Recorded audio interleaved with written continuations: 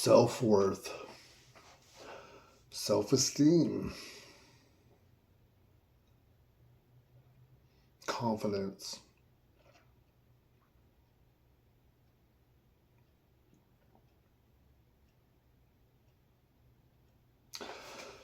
You know, what brings about self-worth? Is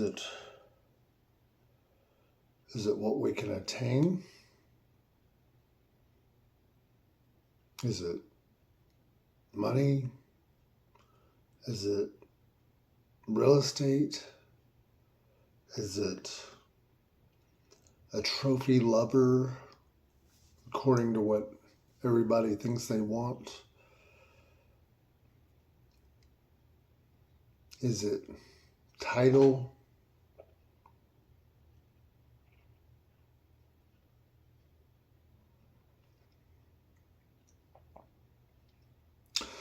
You know, I think all of those things are fine and right and proper. But I think self-worth, when it comes down to it, at the end of the day, it's what's going on the inside. What's going on in your heart and mind on the inside. The mechanisms, the things that makes us function, things that makes us who we are. The things that makes us who we're not.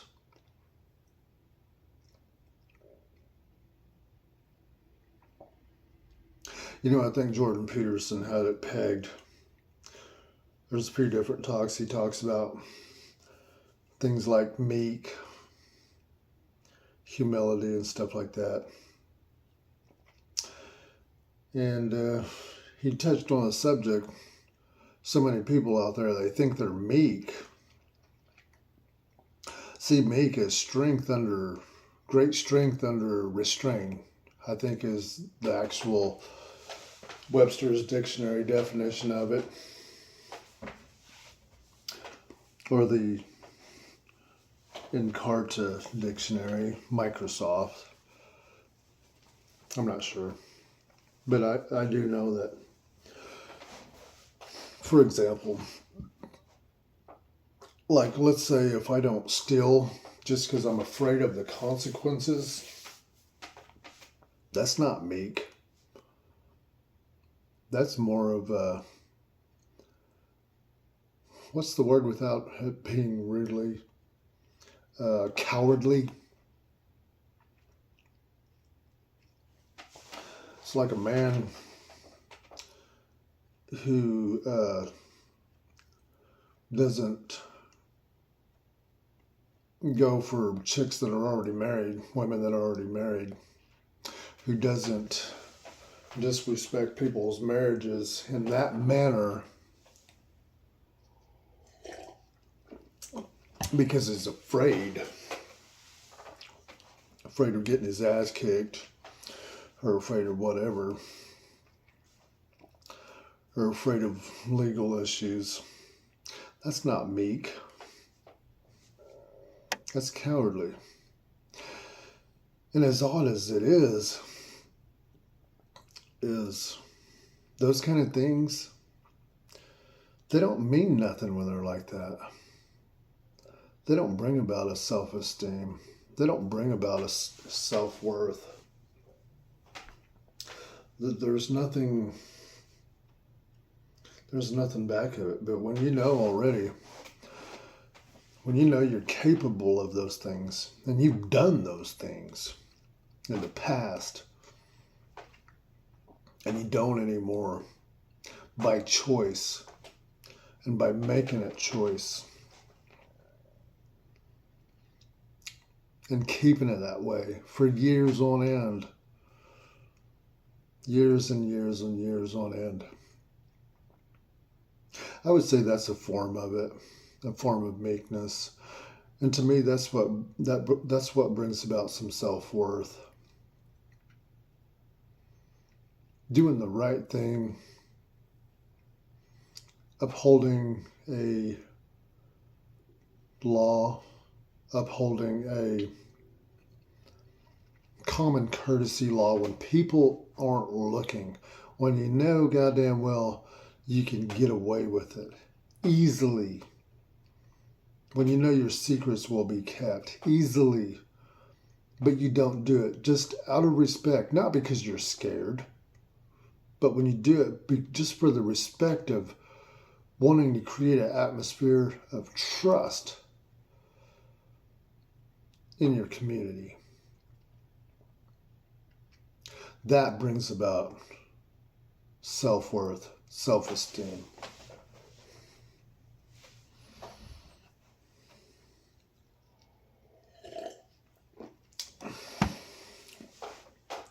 You know, the weird thing is the people who don't do those things, that aren't exactly expressing meekness, they have a weird ego thing that goes with it, a weird pride thing that goes with it. And it's kind of like the people that do break those common courtesy laws of our culture.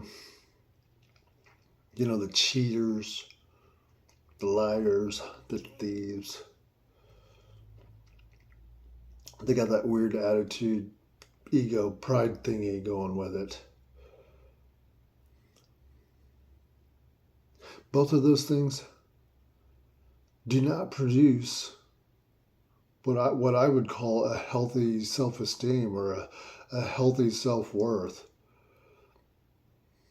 They bring about a weird attitude. And I know this because I've been on both sides of the coin. At one point in my life, I was actually doing a small research on stealing, to where I was actually stealing and taking some notes on it, recording how I felt about it, what it did for me. And it was terrifying. And you know what terrified me? The fact that I absolutely loved it. None of the items I took weren't like no big major ticket items. I mean, I easily replaced them and really easily paid for them without people even knowing it was me that did it. But case in point, the thing that was so terrifying about it, it was like, my God, it just had this like feeling of, man, this is great. It's like, I never have to want for anything again. I only have to take what I want. I only have to take what I need.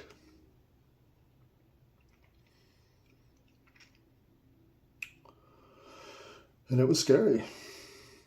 And I chose to not do that, none at all anymore since then.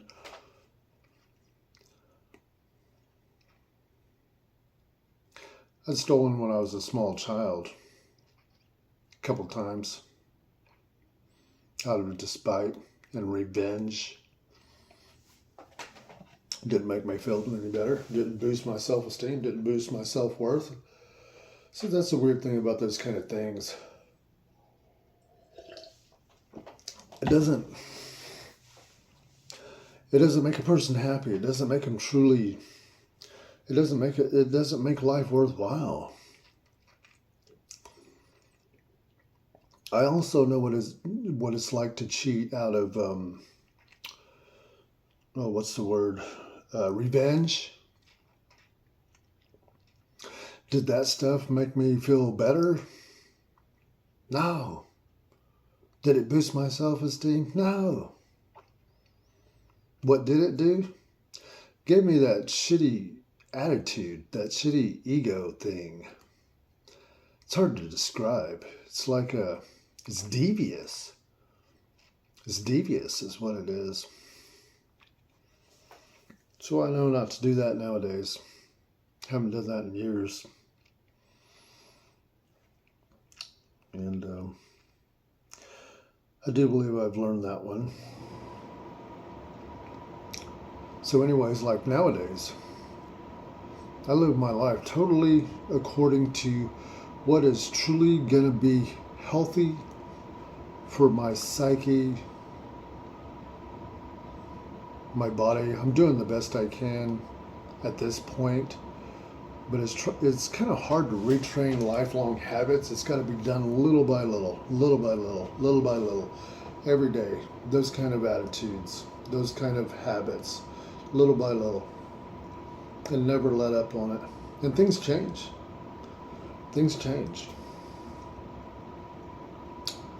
So I can honestly say, I think there is a tipping point for a person. Like if they stay in that attitude, that devious attitude of lying and stealing to a certain degree, or not a certain degree, but too long, they pathologize themselves. They become literally incapable of grasping a manner of living that demands rigorous honesty. They literally become hopeless. They literally cannot be fished out. It's over then. They're bleeding out. They have to finish it all the way to the ground. That's sad. That's sad. If a person gets to that point and it's like they want to get out of that kind of lifestyle, it's too late. They've already gone too far. Too far. Tipping point.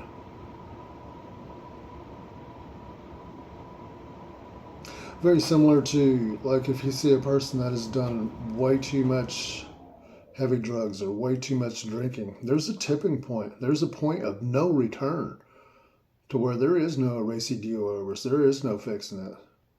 Have to follow it all the way down to the ground, all the way to death. Anyways, that's getting kind of preachy. Nobody wants to hear that shit. I mean, I don't. I guess I just thought I'd try it and see if it works. No, it doesn't. But anyways, self-worth. Doing stuff. Doing things for the right reasons.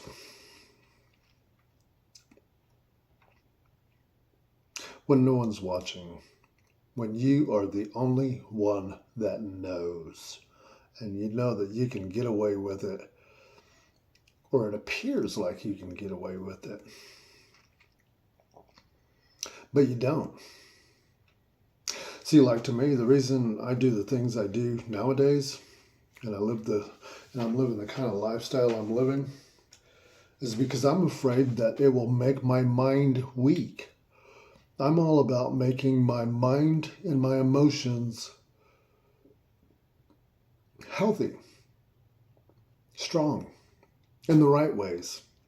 Not callous, not hard, but strong. That's the whole idea. Healthy mind, healthy emotions that work hand in hand.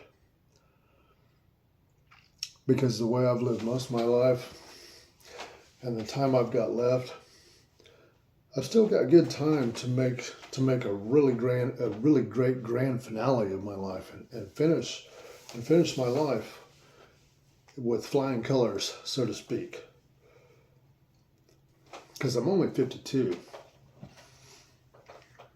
And somehow, miraculously, I have not scarred my mind and emotions enough to where I'm stuck and can't be fixed.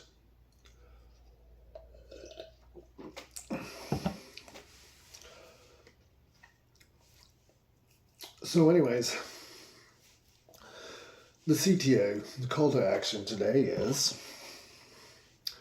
am I honest about honesty?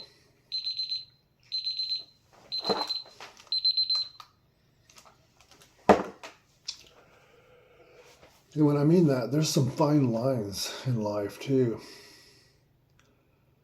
It's like there's a fine line that so many of us break. It's not technically lying and it's not technically stealing, but in the spiritual realm, it is lying and stealing. And this is how I'm going to try to articulate it. and I really don't have a lot of paper on this, and I haven't done a lot of research on it, but I know it exists, especially these past couple years. Check this out. Workaholic mentality. Workaholic mentality. Success mentality. All that stuff can be good, but it's also, there's a fine line in there, and a person has got to define that line for themselves. And it's this. I believe the spirit of the universe is always providing what we want and what we need. I honestly believe this. I believe every day there's going to be enough if a person has a certain amount of faith that they're going to get what they need, and then take certain steps, searching out whatever that is. But so many of us, we force life to happen, and we force it to happen, and force it to happen, and force it to happen, and force it to happen, and force it to happen. Then yeah, that does work. It actually does, in a certain way. Like,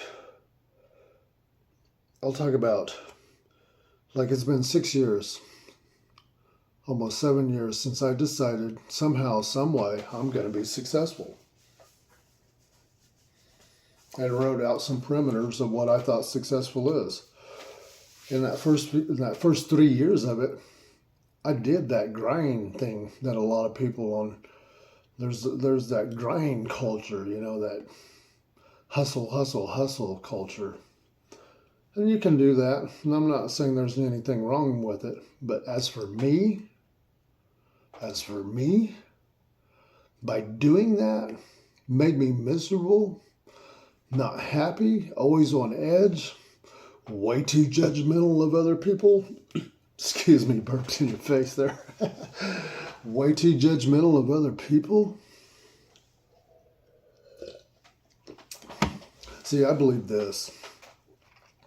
I believe there's a certain art to living. I believe the spirit of the universe is constantly trying to manifest itself in a certain way in our individual lives. And I believe it's each one of us' responsibility to kind of get a good idea of what it's trying to make itself out to be, and help it shape into that, to help it form into that. And that's where the glory's at. That's where the meat and tater's at. That's where the self-esteem's at. That's where the self-worth's at. That's where the success is at. And it may not necessarily form itself out in certain ways to where it's like we're making just material gains. It can be doing that as it's forming through relationships, and the way we conduct ourselves in relationships, in our hearts and our minds. That, when it's like it's damn near beyond influence, when it's damn near beyond persuasion, it's something different. That is a kind of success I'm after personally, because it's very, very fulfilling. And yes, it will pay. In certain ways, it will pay. It will yield good money. It will bring in good money. It will be well compensated as it's fully fleshed out.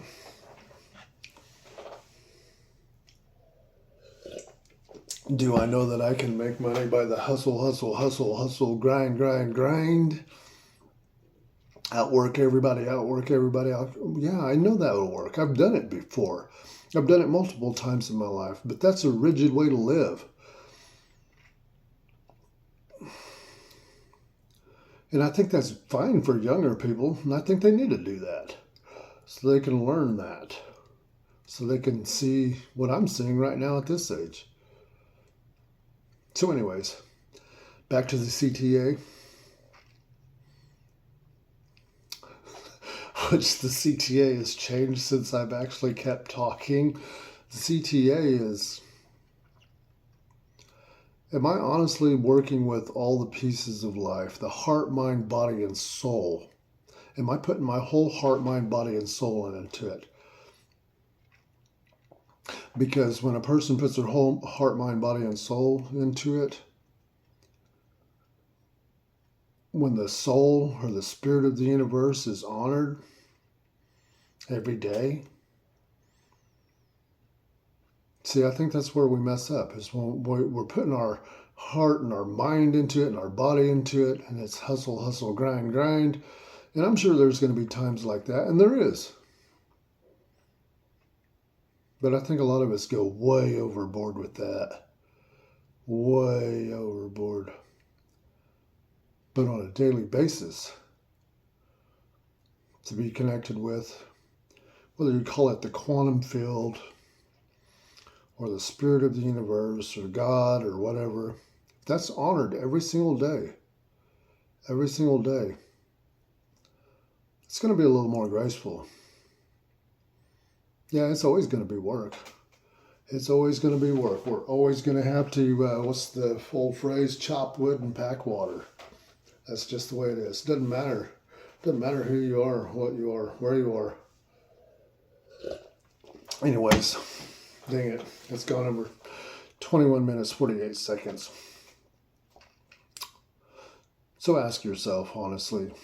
It's like, are you honestly honoring heart, mind, body, and soul? And the soul is the one most of us forget about and don't even consider. Because in all reality, that's where we came from. That's what we've always been a part of.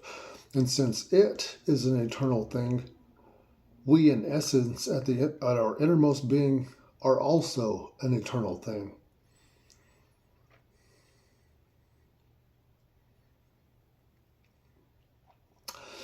So, have a good one. See you in the funny papers.